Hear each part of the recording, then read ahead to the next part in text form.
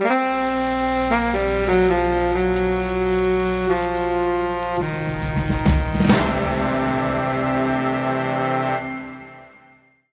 criptorricos! Estamos começando aqui, estreando o nosso primeiro podcast. Olha só, o podcast do Cripto Rico. E hoje trazendo aqui para vocês, nada mais, nada menos que o pessoal da Manuel. O pessoal da Manuel que presta aí contabilidade cripto. Hoje estamos com o Roger e Ellen, ou melhor, Ellen e Roger, né? Damas na frente, né? Tudo bem com vocês? Tudo bem, graças a Deus. Prazer estar aqui, estreando o podcast da Cripto Rico. Vamos falar bastante coisa interessante. Show de bola. E aí, Roger? Prazer estar aqui. Fico honrado em receber o convite de vocês para estrear. A gente tinha combinado ali algumas coisinhas. Acho que pra gente é uma grande honra vocês nos receberem, viu? Deu certo, a honra é nossa. E não é a primeira vez que a Ellen aparece aqui no canal. Já apareceu em diversos vídeos, né? Acho que foi ano passado, não é isso? Foi. Quem viu seus vídeos, o vídeo do Cripto Rico, já me conhece. Se deu bem na declaração de 2024 para 2025, né? Isso, se eu não me engano. Exatamente. E aqui estamos de volta para nos aprofundar um pouco mais nessa questão de contabilidade cripto e também entender a lambança que está sendo... Eu não vou falar lambança, né? Mas tentar entender. Deixa a polêmica para ele, deixa a polêmica para ele. Não deixa de ser lambança. Tá lá, então pronto, já livrou minha barra aí. Manda a primeira braba aí, Rafa. Qual que é? Não, vamos entender primeiro a Manuel, o contador, né? Vocês hoje só atendem cripto, é isso? Então, na verdade, é legal pontuar isso. A contabilidade que nós temos, ela é uma contabilidade mais antiga, já tem mais de 20 anos que ela está no mercado. A gente atendeu todas as áreas possíveis, né? Mercado. Sempre foi Manuel? Não. A gente tem a Borakowski, que é uma holding. E essa holding tem vários braços. Dentro desses braços, né, ali em 2018 para 2019, um dos nossos clientes queria sacar uma quantia considerável, na casa de 60 milhões. Cripto. Vamos abrir aí, 60 milhões, Sim, fala só não pode abrir nome. Já começou.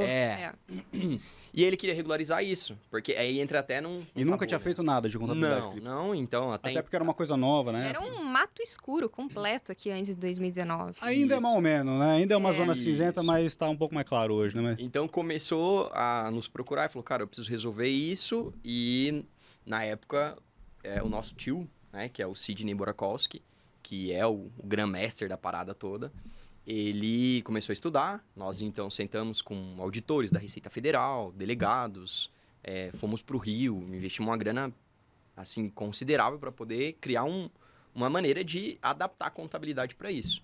E ali em 2018 para 2019 a gente começa então um braço, e esse braço num primeiro momento era a Pactolo, né? A Pactolo hoje ela é um P2P, então a gente faz P2P também, tá 50 milhões dia, e no início do ano passado, a gente fez mais um braço específico para atender os clientes cripto, que surgiu a Manuel. Mas a experiência, então, em contabilidade, ela já vem de mais de 20 anos. E agora em cripto desde que 2018 ali um pouco. E você mencionou esse primeiro clientão, né? Que foi um MVP de luxo, digamos assim, o braço cripto. Queria entender qual que é o perfil que vocês mais atendem hoje na Manuel. Tá. É mais jovem, é um cara mais descolado? Eu não cheguei a fechar a porcentagem correta, mas eu vou ousar chutar aqui, que está na casa de 80% a 90% do nosso público é muito jovem, menos de 25 anos. Temos alguns, inclusive, que tem menos de 18 anos. E é a galera, na maioria, que trabalha com on-chain, trabalha com as meme coins, rede Solana, enfim. A gente atende de todos os jeitos possíveis de cripto. Tudo que vocês imaginarem, a gente já atendeu. E essa galera mais nova, eles levam como um trabalho mesmo? Como trabalho. 16 horas na frente da tela, é isso. Eu, inclusive, já cheguei até falar de maneira mais pontual ali com eles, para eles me explicar bem como que funciona o trabalho deles. E eles não conseguem explicar também, porque é uma coisa tão corriqueira, uma coisa tão de insight. Para eles nem é trabalho, né? Para eles é passar o dia a dia ali na frente do computador fazendo... Exatamente. E eles são muito jovens, porque... Entendem bastante, Exatamente. Né? Tem alguns que, inclusive, estão na escola. Então, eles... Às vezes eu mando mensagem para falar, olha, você precisa passar esse relatório, isso. Viu? Espera um pouquinho que eu vou sair da escola e eu já mando para você. É absurdo. É absurdo. É loucura. E é um mundo gigantesco, né? Que você começa a entrar em em memecoin, em DeFi, você vai embora. O negócio... Sim, e é engraçado pensar porque, pelo menos na minha cabeça, é muito corporativa, né? Vem de corporação desde 15 anos, corporativo. Para você deve ser um choque, né? Um pessoal Exatamente, desse. porque eu tô acostumado ao quê? Ver senhores de barba grisalha, né?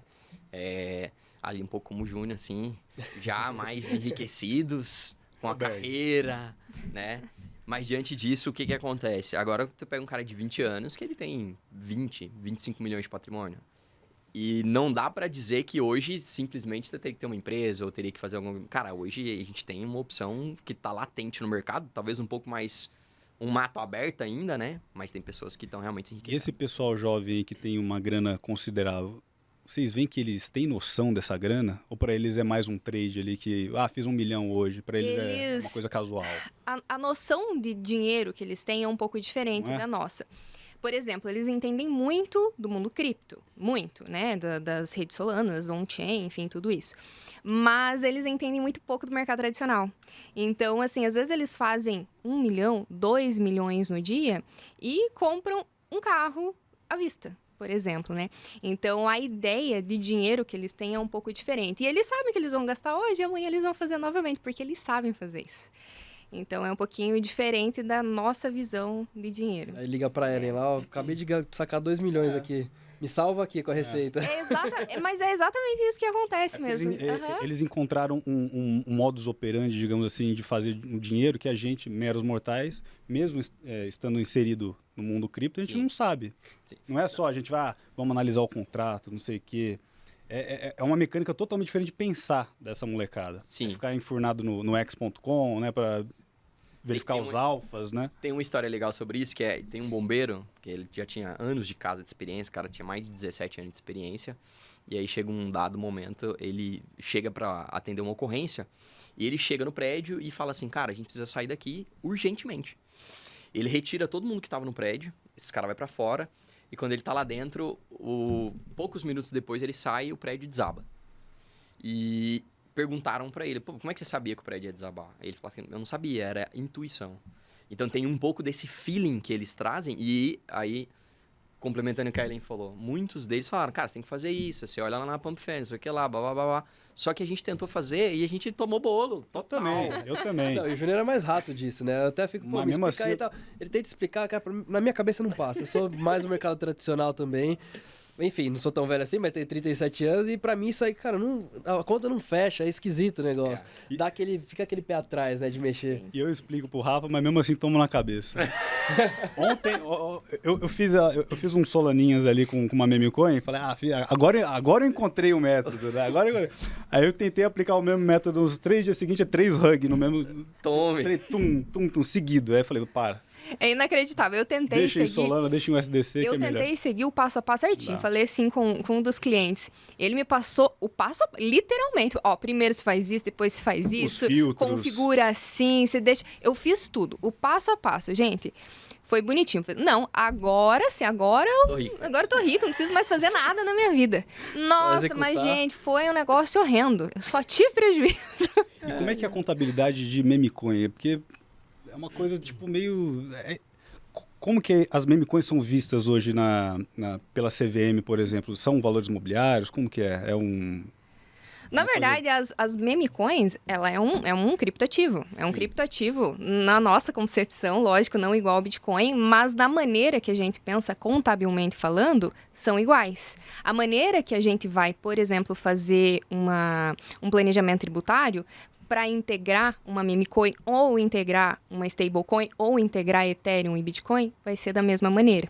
Então, sim, a gente considera como valores mobiliários ali, mas não tem diferença entre as criptos. É tudo a mesma coisa.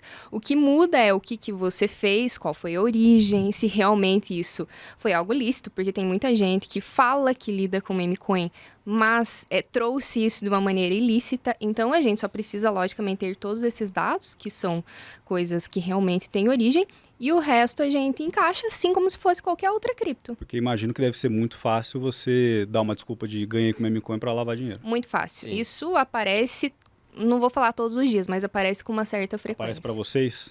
Aparece com frequência. Muito. Vocês Pulam fora Mas lá qual, não. qual que é o caminho que o cliente quer encontrar para isso? Ele finge fazer um trade ali que rendeu aquela grana que ele quer lavar? É que assim, geralmente, a gente vai pegando o feeling, né? Geralmente, quando você faz Só deixar dinheiro... claro, ó, quando surge um cliente desses, eles pulam fora. Eles não atendem esse É, tipo a de gente cliente. não não quer fazer isso, eu não tô Exato. perguntando para interesse próprio. Exatamente. Até porque a gente tem toda uma confiabilidade para tratar. Temos, né, CNPJ, Contrato. temos contratos, temos o CRC que está ativo. Tudo isso engloba na nossa responsabilidade. Seria idiotice da nossa parte, Claro. obviamente querendo fazer uma coisa correta, pegar um cliente que a gente sabe que ele tá fazendo alguma cagada ali, né? E depois... Usando palavrão isso, aqui. é isso, né? E depois a gente, no futuro, tomar um processo ou até Lógico. ser preso. Então, esse não é nosso intuito. A gente só trabalha com a legalidade e os clientes que, infelizmente, chegam pra gente dessa forma, apesar de ser somas astronômicas, que seria interessante pra gente até. O COAF fica de olho em vocês também, assim, por ser contabilidade ou não? E tem alguns pontos da Receita que a gente tem que prestar conta, mas o órgão regulador é o CRC, né? Tá. Não, O então não é COAF diretamente com o COAF. O COAF já chegou a nós diretamente não, mas o COAF às vezes ele faz algum questionamento, por exemplo, geralmente é para quantia monetária física, mas às vezes quando eles notam que é cripto e eles acham esquisito, eles vão e notificam, mas não é uma coisa assim, não, agora a gente vai prender tudo e vai bloquear tudo aqui, não é assim que funciona. Eles notificam, eles querem saber o que está acontecendo, como a gente só trabalha com a legalidade, a gente já manda, olha, assim, assim, assado, manda a documentação, todos os reportes, e aí isso fica tudo certo. Já aconteceu do COAF perguntar a alguns dos nossos clientes e E eu vou foi mais isso. profundo. Se a gente realmente perceber que é algo total ilegal, nosso intuito é, de alguma maneira, fazer uma denúncia. E aí Lógico. fica... Que é o correto, né? São as porque- normas do... Exatamente, eu É não que é o que ele vou... falou, depois estoura no dele. Exato. Sim. Eu não vou assumir uma bronca que, imagina... Além de também ser antiético e imoral. Completamente. Né? Completamente. Ser ilegal. Vamos voltar na pergunta que eu fiz. Como que é isso? Ele simula um trade ou ele precisa fazer algum trade? Na verdade, assim, o papo é sempre o mesmo, não muda muita coisa.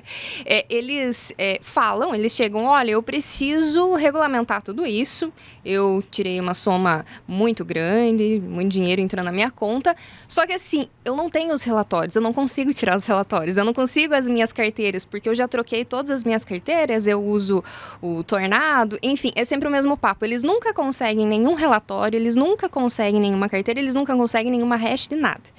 E a gente já fica com a anteninha ligada, porque geralmente é esse papo. Porque se a pessoa realmente fez, algum resquício daquela origem tem, nem que seja pequeno. E quando a pessoa está agindo de má fé, não tem nada. E ao contrário, né? A pessoa quer achar o resquício justamente para declarar. Que foi o meu caso com você até. Eu fiz o retroativo lá de 3, 4 anos até, e eu fiquei caçando ali, procurando para juntar Desesperado. tudo. Levemente desesperado. Porque a declaração de imposto de renda, a gente, por mais que esteja fazendo certo, sabe que está fazendo certo, fica com aquele pezinho atrás ali, né? Um centavinho fora da E é vírgula. por isso que tem equipes aqui como a Ellen e o Roger. Você mencionou a Tornado. Explica pra gente, pro pessoal que tá assistindo, o que é a Tornado. Na verdade, a Tornado, ela fica trocando todas as suas carteiras. Não deixa você ficar fixa em nenhuma. Logicamente, isso para quem trabalha com as redes ali on-chain, com as meme coins, não vou falar que eles usam o Tornado, eu acredito que não seja esse caso. Mas eles trocam muito rapidamente, só que eles não perdem as carteiras dele, eles trocam e eles guardam, eles arquivam. Agora, o Tornado, ele não deixa você ficar fixo com nada. É um mixer, né? Um Então, misturador. você não tem você acaba não tendo origem de nada porque simplesmente Isso, não por dá um lado, nenhum é número, interessante né? por conta da privacidade, né? Que o pessoal luta tanto pela privacidade no mundo cripto. Mas também tem o outro lado da faca, né? Que, pelo menos pro lado do governo, não é uma coisa tão legal. Isso, os mixers aqui no Brasil ainda são legalizados. Não é permitido usar. Não é permitido. Não é permitido usar. Tá. Mas as pessoas usam. Usam mesmo assim. Beijo, Radage. É porque a gente tem uma linha muito tênue entre o anonimato e fazer o certo. E é isso que às vezes acaba pegando muito, né, o pessoal. Regime tributário para criptomoedas no Brasil, como é que tá hoje? Hoje. Não sei amanhã, não sei Como é daqui que 2 tá horas. e qual que é a previsão, né? Porque não dá pra gente saber também. Fala como é que tá hoje e a gente parte para IOF, blá, blá, blá, Tá. blá. Atualmente, hoje, vou falar de PF, depois a gente fala do planejamento tributário. Na PF, quando a gente separa em 2 casos aqui. O que a gente faz dentro do Brasil, nacional, e o que a gente faz na estrangeira. Na estrangeira, você não tem nenhum tipo de limite de isenção. Antigamente tinha, você podia, na época que a gente até conversou lá, a gente podia sacar até R$35.000 nas estrangeiras também, tendo isenção. Hoje em dia acabou, teve lucro, 15% sobre o teu lucro, sem choro nem vela. Esses 35 mil são de lucro ou de pura transação? De operação, Tá. não é o lucro. Porém, na estrangeira, se você teve prejuízo, você consegue compensar isso também. Tá? Mas assim, logicamente que o governo não vai colocar dinheiro no teu bolso. Você só consegue compensar se você já tinha imposto. E, logicamente, isso diminui no seu bolso. Tá? Mas dinheiro no bolso o governo vai colocar. Já nas nacionais, a isenção continua até R$35.000. Porém, não consegue compensar aqui. Passou de R$35.000 aqui nas nacionais, 15% sobre o lucro. Nas estrangeiras, se eu vou voltar aqui um pouquinho, a gente consegue o 15% fixo. Nas nacionais, inicia com 15% e se você saca muito acima e vai aumentando esses saques, pode subir até 22,5%. Tá? Agora, a gente falando de como que pode ficar esse cenário, logicamente não virou lei ainda a MP, está sendo votada e eu já vou abrir aqui para vocês que eu acredito piamente que não vai ser aprovado, mas a gente vai esperar concretizar. Se tudo mudar realmente e virar lei, não é mais 15%. A gente está falando de 17,5% sobre o lucro. E isso para nacional e estrangeira acaba qualquer tipo de isenção. Vira tudo igual. Tanto estrangeira quanto nacional, fica tudo farinha do mesmo saco. Tudo igual, vai pagar imposto igual. E isso é um horror para as corretoras nacionais, né? Que até então gozavam de uma isenção de R$35.000, que muito provavelmente o cara que faz trade com pares mais exóticos vai para uma Binance da vida. A gente precisa lembrar muito o porquê que a gente acredita que isso não vai passar. Porque quando a gente fala de meros mortais como nós que estamos movimentando aqui, né? Dezenas, talvez milhares... É uma coisa, mas a gente precisa lembrar que hoje o mundo cripto ele dá suporte para algumas empresas e que são corporações gigantescas. Os caras compram petróleo, agronegócio, entre outras várias empresas gigantescas aí que vocês podem imaginar. E eu acho que esses caras eles têm um peso muito grande nessa votação, sabe? Então eu acredito que para eles, a gente coloca, é 2,5 a mais, não sei o que, é uma isenção de 35 mil. Pô, para mim é ok, beleza, vamos ser sinceros, não vai mudar muita coisa. Mas para uma empresa que está fazendo uma transação multibilionária ali por ano... Até Desculpa, pode continuar. Então eu acho que talvez isso, de repente, não passe. Só uma opinião, né? Não quer dizer que tem nada concretizado, é só uma visão minha, não tem nada... Para as próprias corretoras também nacionais não é um negócio legal. Exatamente. Não. Isso vai tirar muito o público deles. O pessoal vai migrar. É o incentivo que tinha, né? Porque, querendo ou não, as taxas são mais caras nas corretoras nacionais porque o volume é muito menor, né? Então, não dá para comparar a taxa de uma Binance com a taxa do mercado Bitcoin, por exemplo, porque o volume de negociação é outro, né? Então, o cara consegue ganhar muito mais lá fora. E aí, talvez, eu acho que o principal incentivo é esse, da isenção. Eu mesmo já fiz a operação de transferir da carteira da Binance para a Nacional, justamente para estar dentro desse limite. Aí ele me disse se eu fiz coisas dentro da lei ou se eu agi de alguma ilegalidade. Não, isso na verdade é uma estratégia perfeitamente legal que dá para usar. Por enquanto dá para usar, né? Pelo menos se não mudar. Muita gente, né, faz isso. Eu, por exemplo, não gosto de trabalhar com corretoras nacionais. Mas para eu aproveitar o limite da isenção, eu faço a mesma coisa. Então, se você tem, por exemplo, uma cold wallet, você pode transferir da cold wallet para uma nacional e sacar normalmente. Assim como se você tem uma da estrangeira, você consegue colocar numa nacional e sacar normalmente. Não tem problema nenhum em fazer isso. Isso é ouro para quem tá assistindo a gente aí, ó. Informação valiosíssima que você vai economizar bons reais aí de imposto, né não, Júnior? Sim, com certeza. E eu vou um pouco mais a fundo sobre isso até, que eu acredito que a ideia do governo é o quê? De fato, regulamentar. Então, naturalmente, como tudo que começa sem regulamentação, ele vai fazendo tentativas e vai aprimorando isso à medida que o tempo passa. Se ele, de alguma forma, dá um passo um pouco mais avante, mais profundo do que isso, pode acontecer de dar uma retroativa, na minha opinião. Eu acho que não volta, não. Será? Uma vez que sobe imposto... Não falo eles voltarem na lei, mas eu falo a galera começar a tirar dinheiro pra fora e... Aí a curva de Laffer começa a bater. Exatamente. Né? Essa é a ponta. E tem outra questão do IOF também que a gente estava falando, que a MP é justamente uma alternativa, né, ao projeto do IOF. O IOF foi meio que foi barrado no Congresso, lá na Câmara dos Deputados, Lavada, inclusive. Né? E o governo falou, estávamos todos acordados, não foi uma surpresa pra gente, mas enfim.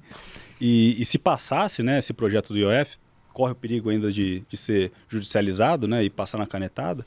Se passar essa questão do IOF e subir para 3,5%, acaba sendo bom para cripto, porque é uma forma de você dolarizar sem pagar o IOF. Até então, né? Até, não sei. Olhando por essa ótica, sim. Né? Mas aí talvez possam começar a ver stablecoins como um sistema de vazão para dólar e eu acho que esse seria o próximo passo, né? Inclusive. Já teve um papo assim, né? Sim, eles têm alguns rumores nessa linha. Completamente. Ficar de olho em stablecoin justamente para a questão de dolarizar com isenção entre aspas aí do IOF. Inclusive, eu estava tentando fazer esses dias justamente isso, mas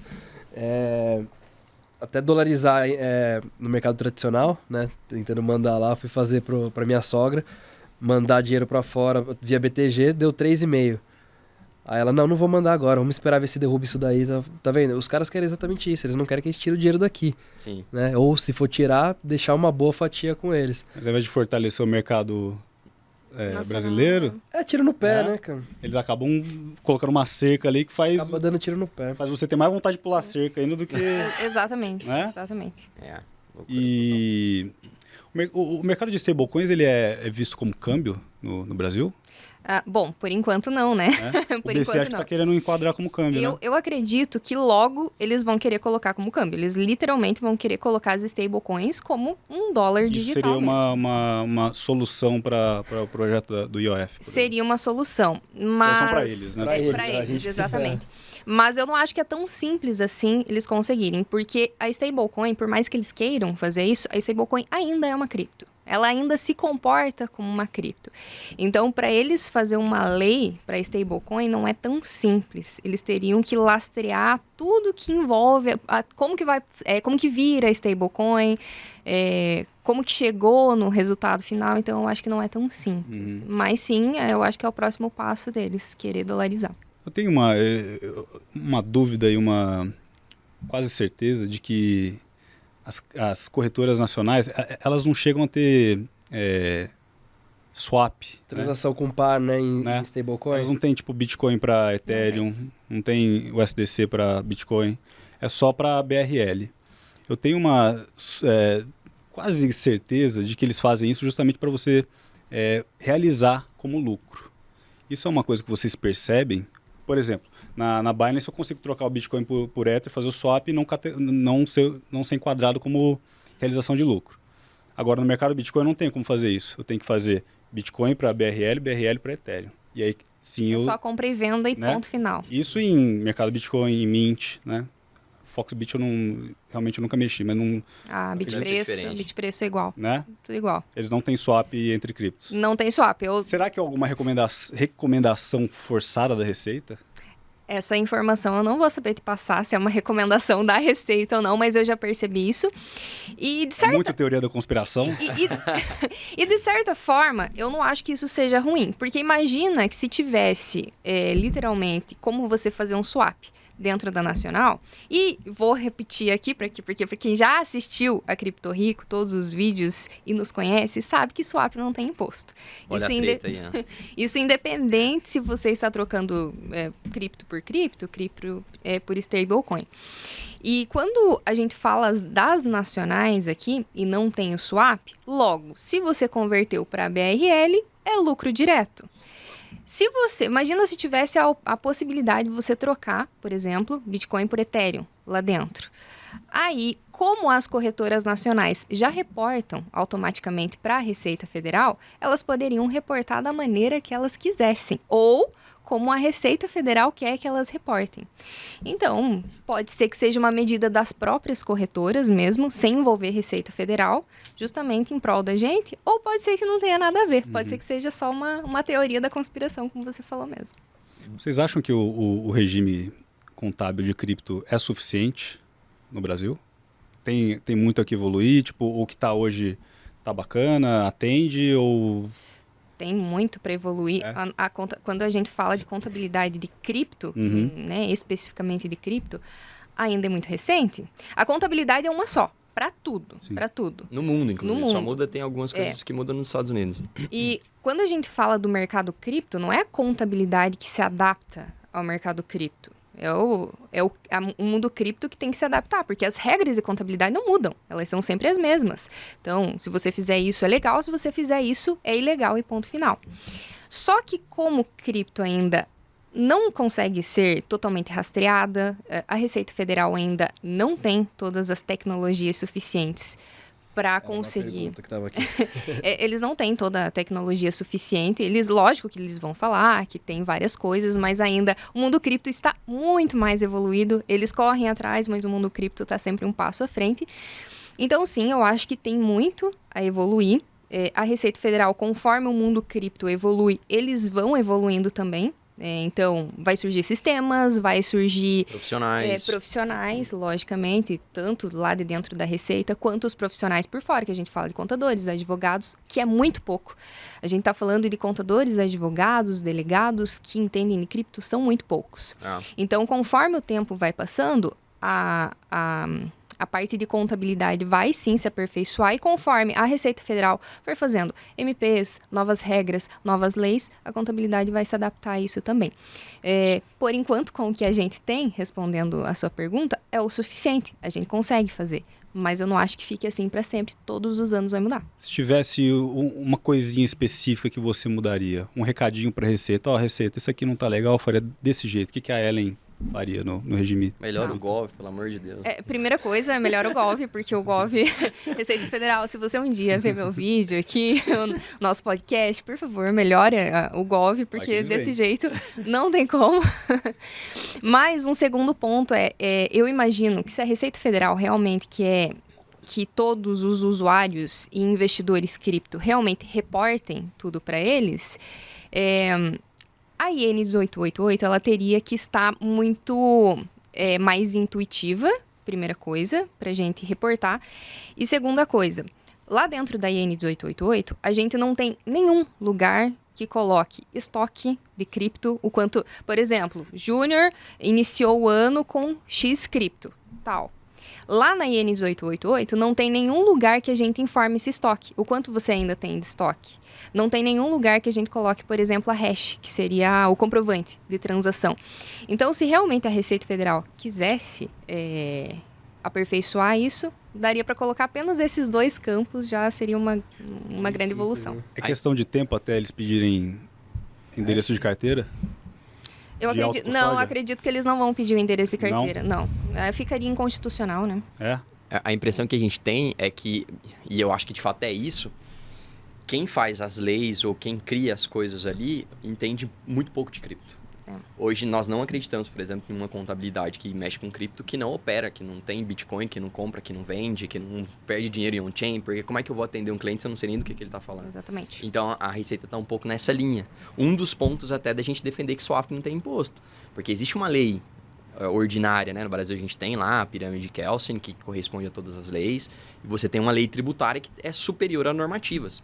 Então a Receita Federal ela é responsável por uma normativa. Isso é um ponto. Seria equivalente ao vereador do município da tua cidade falar assim, poxa, nas sextas-feiras vocês têm que usar chapéu rosa. Ou você não pode andar à noite depois das 19 horas. É anticonstitucional. Porque está contra leis que são superiores a normativas que um vereador pode criar. Então a Receita Federal ela é regulada pelo STF, pela STJ, enfim, os órgãos reguladores. Inclusive, essa questão da swap, existe jurisprudência sobre isso. Já tem casos sobre que quando você troque a um bem da mesma natureza, você não teria nenhum problema em não pagar esse imposto. Então, mais uma vez, eu acho que eles vão se aprimorar, vão melhorar, vão se desenvolver para que consigam aprimorar à medida que o mercado pede. Porque o que vai naturalmente acontecer é que cada vez mais, eu acredito nisso, daqui a pouco você vai na padaria, o cara que é dono da padaria, ele vai aceitar cripto. E não porque ele é um cara pró-cripto, mas porque os clientes dele são pró-cripto e querem pagar. Então o mercado dita a regra do jogo, sabe? Eu acho que é por aí que as coisas vão acontecer e as regras também vão aprimorar nesse ponto. O Banco Central, ele vira e mexe, lança consultas públicas, né? Ele lançou uma, acho que semana passada, acho que é 122, enfim, justamente para pedir opiniões do público referente a questões contábeis, né? Para ver se para pegar um feedback da galera, né? Eu não sei também se eles acabam acatando, né, esses pedidos, né? Ou se eles só querem... Nem abre a caixa de resposta. Lixeira, pá. Mas enfim, pelo menos tem um movimento. Sim. Né? Pelo menos tem uma proatividade deles, pelo menos querer saber o que a gente está pensando. Agora, se eles vão acatar ou não, se eles vão ajudar ou não, é outros 500. E principalmente eles precisam entender o que a gente está falando, né? Porque às vezes é muito fácil eles perguntar, eles abrir ali uma consulta pública, nós, como investidores, como profissionais, contribuirmos com isso e eles entenderem o que a gente está falando. Porque às vezes a gente pensa, existem os órgãos de alto escalão aqui, mas nem sempre eles entendem do que eles estão falando. Existem profissionais muito bons, mas não são todos. Hoje não é a maioria, É um infelizmente. mercado aí de mais de 15 anos, né? Quase 17 anos, que mesmo assim é um mercado novo. Né? Sim. Novo. A regulamentação começou em meados de 2019. Então, é muito pouco tempo. Sim. E acho que é uma tendência, né? O pessoal vai se atualizando, vai tendo um pessoal lá dentro mesmo desses órgãos para atender essas demandas. Leva um pouco de tempo ainda, né? Sim. Em quanto tempo você acha que mais ou menos vai estar as coisas mais assentadas? Uma regulação, 80, 90% ideal. Cara, é uma pergunta... Brasil. É uma pergunta complexa de se responder, mas é legal dizer que tudo que a gente faz hoje é baseado no que nós temos, né? Então, acredito que em 2018 iniciou ali uma jornada. Talvez, falando de tecnologia, aprimoração, tem uma aprimoração que vai acontecer ano que vem também, por exemplo. Dizem que todos os órgãos de prefeituras e municípios vão se unificar, então isso já vai melhorando, né? Mas talvez, acredito que pelos próximos 5 anos, na minha opinião, a gente tenha uma visão um pouco mais concisa do que precisa ser feito. Além de tudo, é um tabu, né? Porque o cara que tem cripto, ele fala assim, eu não quero regulamentar nada. Quero ficar anônimo. Eu sou anônimo, a minha carteira, Redot Pay, não sei o que, tal.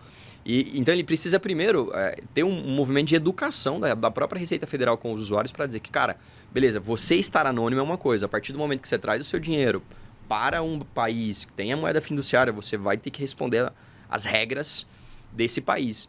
Então, é mais do que uma parte técnica. Existe uma educação sobre isso. E muita gente não está, talvez, nem depois dessa educação sujeita, né? Vamos falar, já entra na linha do... Como é que é o do doidinho lá, Daniel? Daniel Fraga? Daniel Fraga? Já tem gente da linha do Daniel Fraga. E tudo bem. Sim. A cripto tá ali para isso mesmo. Mas, então, eu acredito que tem que ter um movimento educacional da própria Receita para tratar isso, para poder informar o porquê. Que não é uma questão de, vamos, né, pegar o seu dinheiro. Infelizmente, eu falo isso com pesar, quando você tem que comprar um imóvel, você tem que declarar para a Receita Federal, porque senão você corre risco de trair a União, né, sonegação e etc e tal, e você pode ser preso. Eu não tô afim de ser preso porque eu comprei um apartamento. E também não tô afim de ter um valor considerável em cripto e não conseguir usar. Eu vou ser rico no banco imobiliário, não faz o menor sentido para mim. Então, acho que a gente tem que ponderar isso e eu acredito que talvez pelos próximos 5 anos eles comecem a ter uma visão um pouco mais micro dessa questão. Eu não acredito que em 5 anos a gente vai conseguir ter 100% disso resolvido, mas acredito que melhore. É que hoje essa guerra aí contribuinte versus receita traz até um outro aspecto, né? Acho que mais um aspecto político e ver assim até que ponto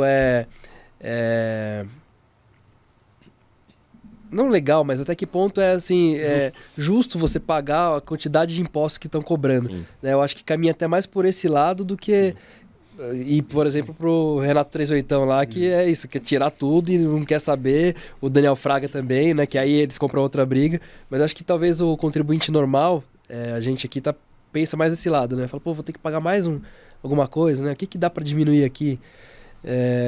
E aí também, acho que vale a gente até colocar um presente aqui para quem está assistindo, de ver se vocês conseguem explicar qual que seria o passo a passo, assim, para quem quer seguir certinho, de forma muito resumida, né? O cara compra cripto, mas quer tá de bem com a Receita, não quer ter problema nenhum no futuro. Qual que é o passo que ele deve seguir? Tá. O primeiro ponto aqui é a pessoa pensar, eu vou querer usar esse dinheiro no mundo real um dia?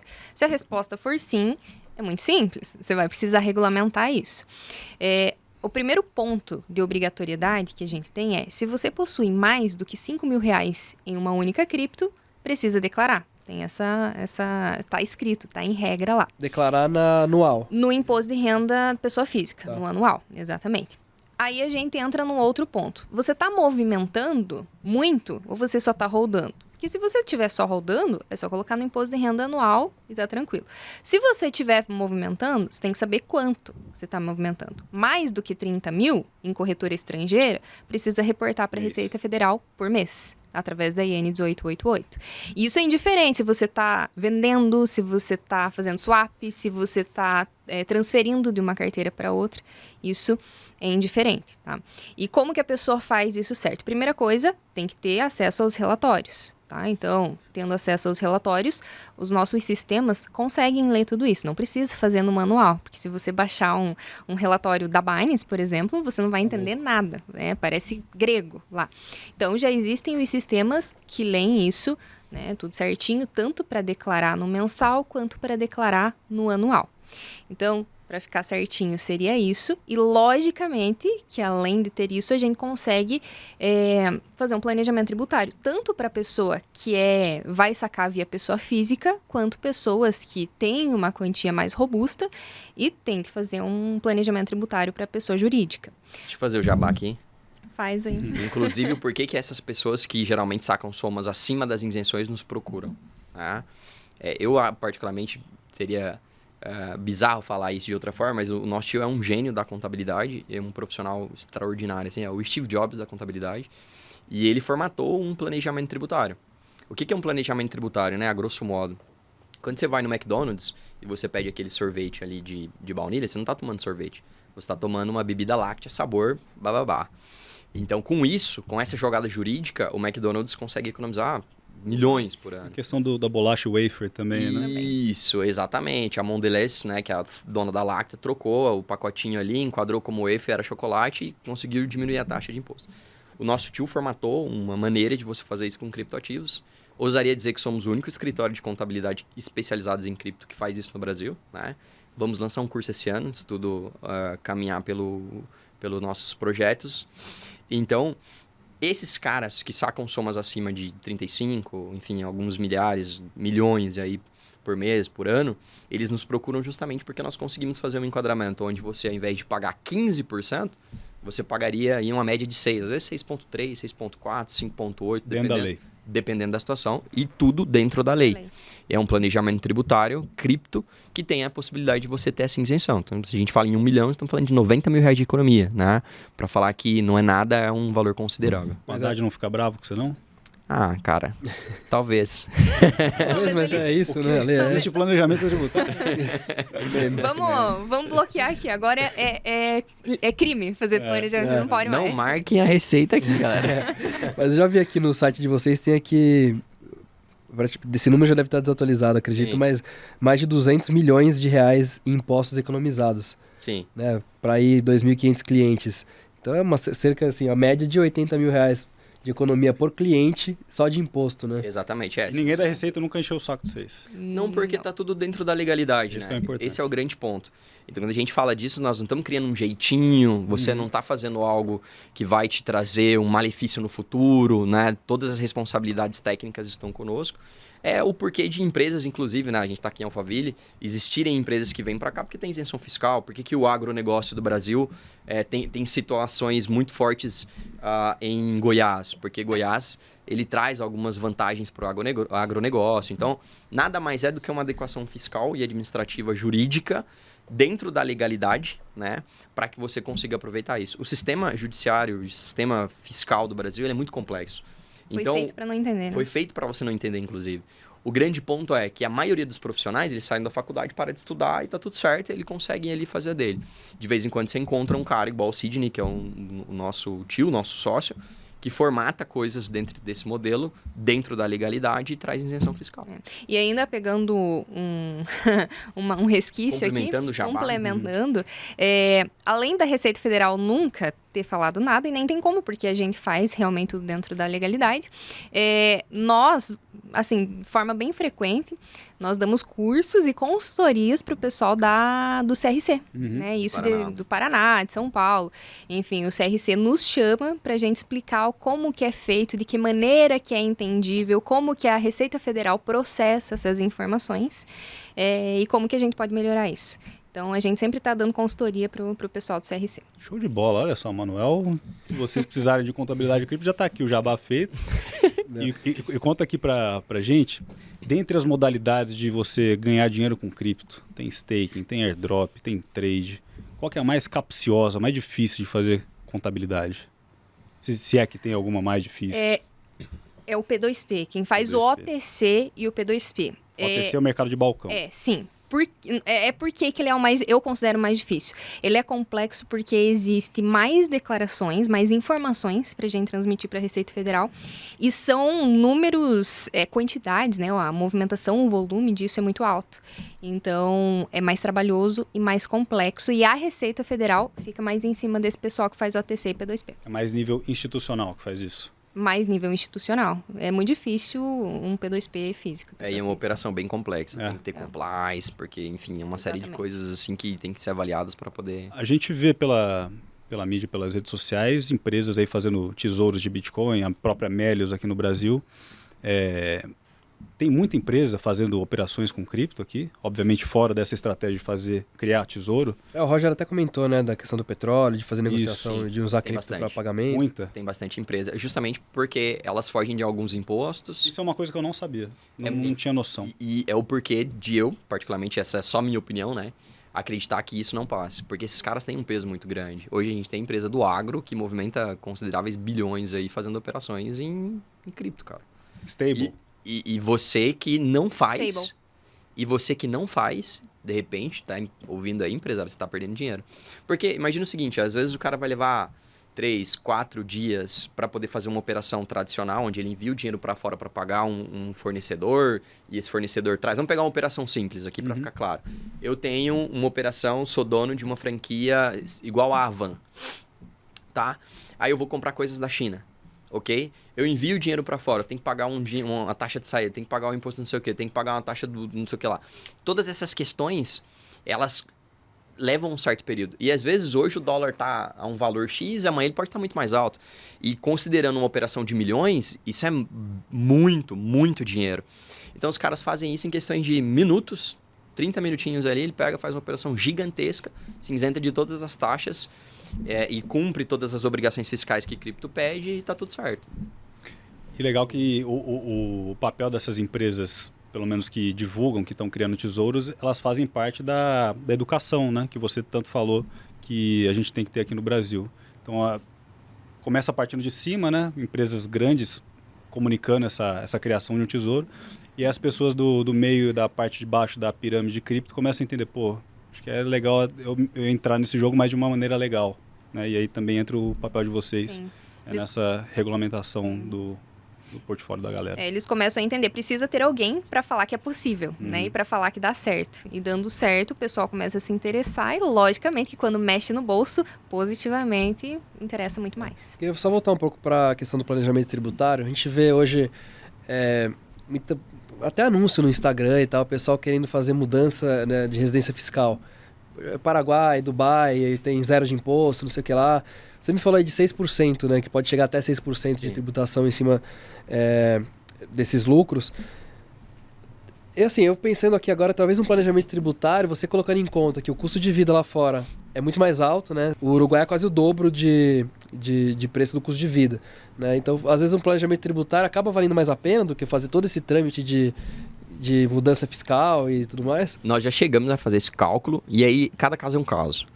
Porque assim, hoje você pode abrir uma offshore, por exemplo, Ilhas Marshall, você por um custo barato, você consegue fazer isso. Só que a confiabilidade, muitas vezes, de uma operação de offshore muito barata, desconfie, né? Porque você vai pegar um cara que vai desaparecer e, enfim, às vezes não vale a pena. O que eu estou querendo dizer em outras palavras? Talvez para o investidor pequeno que quer optar por algo mais barato, ele está correndo um risco muito grande de perder parte do patrimônio que ele está investindo ali. Agora, se você tem um valor considerável, né, e aí a gente está falando na casa de milhões de dólares, tá, para você poder ter uma offshore em um país que você minimamente tem ali todo o trabalho de advocacia, jurídica, contábil, que te instrua, e aí você vai ter que fazer cálculo, às vezes vale a pena. Mas aí você está falando de valores realmente altos. Essa é a nossa experiência, visto os clientes que nós temos aqui e os cálculos que nós fizemos. Nós já fazemos esses estudos há algum tempo. Tivemos alguns clientes, inclusive, assim, cara, de repente para você vale mais a pena você sair do país. Porque ele consegue viver aqui. Outro ponto que é importante também, tá, Júnior, quando a gente fala disso, é que às vezes o cara fala, pô, vou dar saída fiscal do Brasil e eu vou continuar morando aqui, meu negócio tá lá Passa no mais Paraná. tempo aqui. Ok, aí o dia que você quiser comprar alguma coisa no Brasil, que esteja no teu nome, um carro, um imóvel, qualquer coisa, você vai ter que trazer esse valor. E toda vez que você traz esse valor, independente de como tá, porque geralmente eu abro uma empresa, esse valor fica sendo patrimônio de uma empresa, e depois essa empresa compra alguma coisa aqui no Brasil. Só que essa empresa tem que ter um lastro, ela tem que ter uma origem. E se você traz isso pro Brasil para comprar um apartamento que o Júnior vai viver, a Receita vai bater na tua porta, vai falar, irmão, peraí, deixa eu entender um negócio aqui. Você não tem nada fiscal aqui no Brasil, você tem essa empresa que comprou alguma coisa lá fora e você tem um apartamento aqui. Me explica um pouco mais. Então pode ser que, até a depender do entendimento do delegado, de como ele trate, ele te julgue como um sonegador ou como ocultando patrimônio, alguma coisa nesse sentido. Você pode pegar até 5 anos de cadeia. E vocês fazem esse cálculo, esse estudo para cada cliente também? Por exemplo, se vale mais a pena fazer um planejamento tributário para ele continuar aqui, né, viver resgatando, pagando imposto aqui, ou fazer offshore e levar tudo para fora? Já chegamos a fazer para alguns clientes em particular, sim, né? Tem uma área jurídica que cuida dessa parte. Nosso tio também aí nesse ponto ele acaba auxiliando bastante, mas é possível sim. Todos os clientes que entram, né, e querem fazer um planejamento tributário, logicamente a gente sempre faz o estudo de caso, de todos, né? E isso é feito de maneira muito exclusiva, porque não é uma receita de bolo, não dá para fazer igual para todo mundo. Mas para a grande maioria que nós atendemos, a offshore não foi a melhor opção, não foi o melhor custo-benefício. Fazer um planejamento tributário no Brasil compensa mais do que sair para fora. Logicamente, é como o Roger falou, cada caso é um caso. Se você tiver milhões de dólares, pode ser que compense você fazer uma offshore e sair do país, residência fiscal. Mas para a maioria, e nós atendemos clientes grandes, são clientes que sacam alguns milhões, algumas dezenas de milhões por ano, para eles não compensa. Ainda assim não compensa. Que a gente vê isso sendo vendido hoje com a maior facilidade do mundo, né? Sim. Faz offshore, tira a residência daqui. Ainda mais depois do papo do IOF. Se aproveitaram para vender o serviço. Vocês perceberam que teve algum aumento nesses pedidos depois dessas conversas de IOF? Não. Pra gente não. Eles sempre logicamente, pedem pra gente fazer um estudo, mas em relação a isso não. O que eu vi mais pipocar na internet foi justamente depois desse papo que o pessoal ficou meio pé da vida, né? Vai embora daqui pro Paraguai, não sei o quê. Aí eu vi até patrocinados no X, justamente de empresas que tem a sua residência fiscal no Paraguai e mora no Brasil. Sim, mas aí você vai fazer as contas, é isso. A gente que tem pouca grana, não dá, não fecha a conta, entendeu? Você vai acabar gastando mais. O custo de você manter uma empresa fora também não é barato. Uma empresa boa. Uma empresa é alto, é um custo alto e você precisa pagar mensalmente, anualmente, vários tipos de custos e despesas que você tem. Então, nesse sentido, você coloca na ponta do lápis, compensa mais você diminuir consideravelmente o imposto aqui ou ter esse custo oneroso mensal e anual para você se manter São fora. Estratégias de milionários, bilionários que às vezes não serve pra gente. Exatamente. Né? Exatamente. E tem até um filme muito legal sobre isso, chama Lavanderia, né? Que os caras contrataram uma empresa numa ilha, não me lembro bem o nome da ilha, mas no final do dia eles sofreram. Era uma empresa de seguro, se eu não me engano, que ela colocava ali os rendimentos dessa empresa nessa ilha, que era uma offshore dessas de balcão, assim, tipo pastelaria, me dá um carne e queijo aí. E aí o cara paga $30 ali, 180 por ano, não sei o quê, e fica tudo feliz da vida, e os caras desapareceram com dinheiro e não tem como provar nada. Então a gente tem que tomar muito cuidado com, assim, se a ideia de cripto é você ter uma reserva de valores, e você pega a tua reserva de valores e coloca numa coisa, digamos, sem fundamentos sólidos, você também está correndo um risco. Não é que é errado, mas aí vai do teu jogo, né? O que você quer fazer. Eu, particularmente, prefiro o dinheiro na minha Cold Wallet ali e tal, na minha Trezor bonitinha comigo mesmo. Novo medo desbloqueado. Você atrelando o cripto a essas iniciativas, mesmo que legais, você acaba meio que voltando a manchar um pouco a imagem da comunidade. Né? Não que seja ilegal, mas... Sim. A gente lutou tanto para começar a trazer um nível institucional, né, a atenção de governos para cripto, para mostrar que é uma coisa boa, que tem tecnologia de valor ali. Você começa, talvez, bagunçar um pouquinho mais, que talvez não valha a pena, né? Sim, exatamente. E tem gente que vai usar isso de maneira errada, né, fazendo as coisas erradas. E a gente vê, tem gente que chega para fazer coisa errada, como a gente citou no início. Mas tem muita gente boa também. Lutando. A maioria, a grande maioria. 99% é honesto, tá ganhando o dinheiro dele ali, que é uma nova tecnologia, tá surfando uma onda. Eu vejo muito questões de onda né? Se você pegar a onda industrial, você pega a onda da tecnologia na década de 90, você pega agora, recente, a gente tem IA, que tá um hype cabuloso. E eu acho que a cripto, ela tem uma ondinha já de 15 anos e ela vai se perpetuar ainda mais. Na minha opinião, deixou de ser um ativo pessoal, virou um ativo corporativo, né? Melius, MicroStrategy, aquelas coisas todas. Isso vai se popularizar cada vez mais, os países estão comprando. Então, eu acredito que só tende a crescer. E quem tá surfando isso de maneira honesta, fazendo as paradinhas bonitinhas ali, com um conhecimento que a grande maioria não tem, que é o que a gente citou no início, os caras que estão tradando, cara, tá ficando milionário.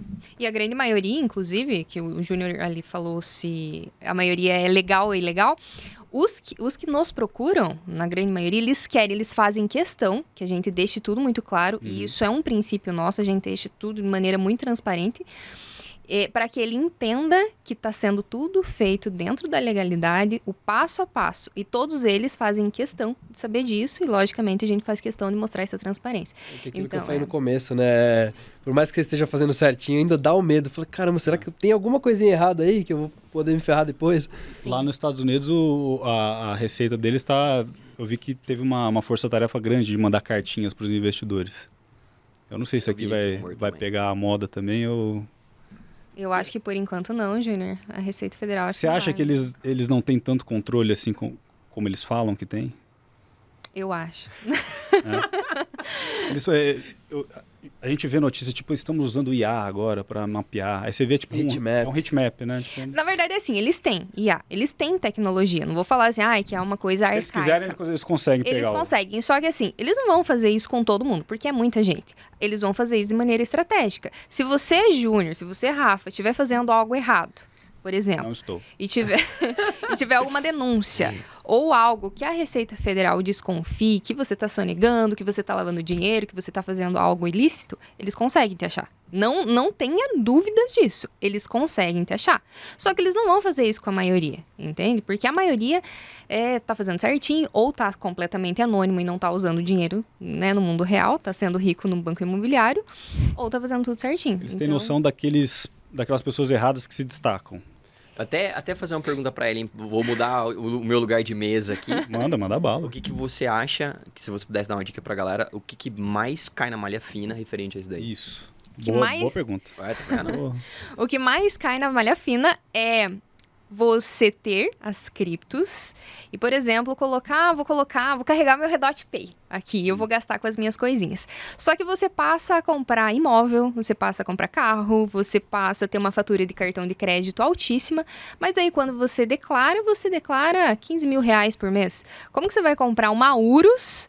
E eu vou falar aqui, não vou falar nome, mas como que você vai comprar uma Urus? Como que você compra uma casa de, 15 milhões declarando 15 mil reais por mês? Então, esse é o maior caso de malha fina. E também não é exclusivo de cripto, né? Qualquer mané Exatamente.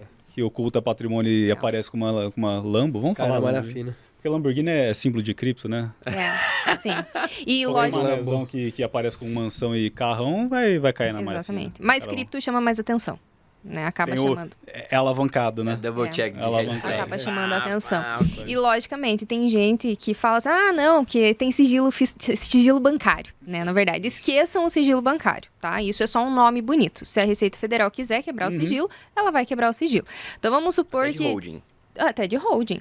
Se você recebe, você sacou e você não quer declarar nada e você liquidou, sei lá, na Binance, Bybit, qualquer outra corretora estrangeira, sei lá, 1,5 milhão no ano, 1 milhão, 200 mil, 500 mil, por mais que você não tenha comprado nada linkado ao seu CPF, nenhum carro, nenhum bem, nem nada. Mas você teve essa movimentação no teu banco e é muito mais do que você declarou. Pode ter certeza que isso chamou atenção. E se o cara saca na Binance 1,5 milhão e deixa em BRL na Binance? A Receita tem acesso? Por enquanto, a Receita não está tendo acesso. As gringas não estão reportando. Não estão reportando. Não fazem questão de querer reportar. Assim, o que a Receita Federal está tentando fazer é firmar uma parceria com as corretoras estrangeiras para que elas passem a reportar. De boa fé. De boa fé. Só que assim, eles não podem obrigar as corretoras estrangeiras, logicamente. E se acontecer que as corretoras façam esse reporte para a Receita Federal, A Receita Federal pode falar assim, não, quero o retroativo de 5 anos atrás. Mas eu acho muito difícil que isso aconteça, porque a gente sabe que Muito dado também, né? é muito dado e a gente sabe que a lei ela passa a valer a partir daquela data que ela foi aprovada, não anteriormente. Então, o que está acontecendo dentro da Binance é reportado? Não é reportado. Porém, você precisa ter cuidado quando você traz isso para a tua conta bancária. A partir do momento que passou pelo teu Pix, que entrou no teu banco, TED, qualquer coisa assim, não tem mais como se livrar. A Receita Federal sabe o que você está fazendo. E assim, eu até poderia dizer um pouco mais profundo sobre isso, no sentido de que, às vezes, a gente atrela muito a questão do rastreio da Receita Federal a um valor astronômico. Mas se você tiver no radar da Receita Federal, R$10 já é suficiente para ela poder bater na tua porta e perguntar o que está acontecendo. Inclusive, se você tiver seu dinheiro ali na Binance, mesmo sem nenhum lastro, ela fala assim, cara, eu desconfiei ele do Júnior, vai emitir uma ordem fiscal e, imagina, coloca uma multa para você de $10 mil por dia se você não mostrar para elas o que tem para fazer. E aí, nesses casos, obviamente, a Binance vai dar os reportes. Sim, e se a Receita Federal ou qualquer outra, você estiver envolvido com qualquer outro crime, qualquer corretora, sendo estrangeira ou nacional, pode bloquear os seus ativos lá Ordem dentro. judicial ali. Pode bloquear. Tem um órgão que é um órgão regulador internacional, esqueci o nome, mas os países eles têm como se fosse um congresso, um acordo, onde eles tratam isso, até porque hoje é um grande tabu. Né? Inclusive, a cripto ela vem um pouco para resolver essa ideia. Você pode sofrer um crime cibernético de um cara que tá, sei lá, na Ásia, ele rouba todo o teu dinheiro aqui e você não tem como regulamentar isso. Como é que eu, brasileiro, vou atrás desse cara? Como é que eu cobro ele? O que eu faço? Né? Então, existe um acordo internacional que eles regulamentam esse tipo de situação. Bacana. E indo pro final já aqui, né? Qual que, se puder contar, o caso mais cabeludo assim que apareceu lá pra vocês? Fora Você falou aí da Urus, né? Da Lamborghini Urus, eu já falei, Fora os caras do começo lá que chega com 60 milhões já do nada. Qual que foi um caso cabeludo? Agora eu não consigo lembrar um Eu bem acredito que cabeludo. tem vários, mas recentemente, notoriamente, uma pirâmide nos procurou. Essa é boa. Com promessas de 17%, não me lembro se era semanal, se era mensal, de retorno sobre o seu capital investido. A pessoa que nos procurou, inclusive, eu fiquei até com uma certa pena dela, porque aparentemente ela não sabia o que ela estava se metendo, sabe? Notoriamente ela não sabia do que é. Era cliente dessa suposta pirâmide? Exatamente. Não é suposta. Assim. A gente recusou já justamente por... Rafael, você acreditando em 17% mesmo? Pô, o cara aqui no mercado conservador. Eu tô ficando isento aqui, né? Não sei é surreal. E assim, e o porquê? Não só dos 17, para você sacar a quantia, você tinha que aumentar o aporte. Sim. É bem considerável, assim, né? Aquele clichê. E ele tava super feliz ali, parece que tinha indicado para algumas pessoas, e a gente fica meio que num ponto de, pô, deixa eu te aconselhar aqui, aí você meio que, né, quer tratar a ideia, leva pro jurídico, porque aí o nosso jurídico vai cuidar disso, questão de denúncia e todas essas questões que forem necessárias para serem feitas, mas existem algumas coisas nesse sentido, sim. Infelizmente, é um fato. Cripto ainda é um meio que muita gente usa para lavar dinheiro. Pegando o E gancho essa pirâmide ali... era com cripto. Era Sim. com cripto. Era uma moeda em específica, eu não lembro qual era. E aí já tinha um nome. Descentralizada. Tinha uma plataforma própria. Site bonito. Lindo. Bonitinho. Então eles faziam Donos eventos. com Camaros, Porsches, uma coisa... E aí a pirâmide queria que nós regularizássemos a vida do pessoal e, logicamente, a deles também. Mas a gente recusou, né? Como é que é? Eu vou nada! Não compensa. Tá louco? Queria agradecer, então. Já batemos aí quase 1 hora de papo. Boa. Foi um papo do caramba. Queria agradecer Ellen, mais uma vez, e o Roger aqui da Manuel, por ter estreado nosso podcast aqui, o podcast do Cripto Rico, né, Rafa? Manuel.o Contador, né? Quando a gente fez aquele vídeo lá, a série de vídeos no ano passado, era Manuel Contábil, né? E aí acabou tendo uma confusão ali no link, o pessoal não conseguia achar, mas agora tá o link certo aí para vocês acessarem. Até explicando, né? No início você perguntou por que do nome. Geralmente, quando a gente fala de contador, a gente pensa naquele senhorzinho grisalho. Do Manuel. Exatamente, com bigode e tal, Eu com achei as que era por conta de planilhas. ascendência portuguesa. Não é. Então a gente quis brincar com essa ideia porque nós estamos num mercado muito tecnológico e a gente pegou essa imagem para poder usar um branding ali. Legal. Porque quando você pensa em contabilidade, você pensa no senhorzinho, automaticamente. Calça social larga até o chão. Puxa o R pra falar. Aliás, o contador que faz minha contabilidade tradicional é bem assim. Celso. E é um parto para explicar para ele. O pessoal da contabilidade da contabilidade cripto mandou isso, aí para ele entender um parto. querem passar algum recado aí? Cara, não, eu queria agradecer vocês. Eu acho que pra gente é uma honra mais uma vez estar aqui. Obrigado. A gente tá sempre aberto para poder bater esse papo. Se os clientes de vocês quiserem nos procurar, tem o site, né? Manuel Contador. No Instagram tá manuel.ocontador também. A gente responde perguntas ali diariamente. A gente sempre tá respondendo algumas dúvidas. Então, eu acho que é por aí.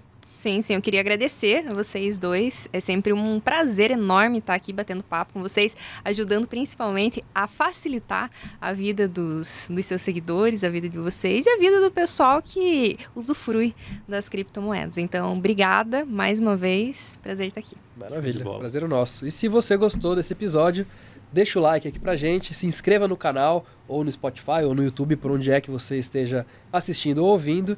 E ficamos por aqui. Até a próxima. Tchau. Valeu. Falou.